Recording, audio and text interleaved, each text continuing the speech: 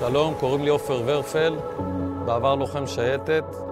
נפצעתי בהיתקלות עם מחבלים בעיר שכם ונותרתי משותק על כיסא גלגלים.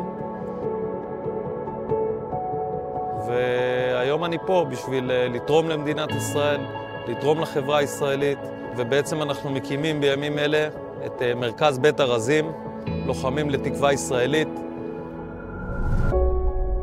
מדינת ישראל קיבלה מכה קשה, עברה שבר אדיר בשנה האחרונה, ואנחנו זקוקים לפצועי המלחמה הזאת שיקחו חלק בשיקום של מדינת ישראל. אנחנו מזמינים אנשים לספר סיפור של תקווה, סיפור של שליחות, להשתלב במערכות הציבוריות.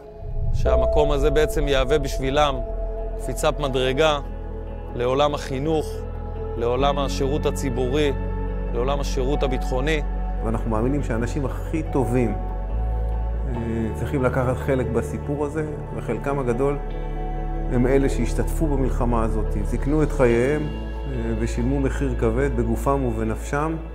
בית ארזים הוקם לזכרם של ארז אשכנזי ואלי גינצברג, בני צוות שלי. ארז נהרג ב-2003 ברצועת עזה, ואלי נהרג ב-7 לאוקטובר בתוך קיבוץ בארי.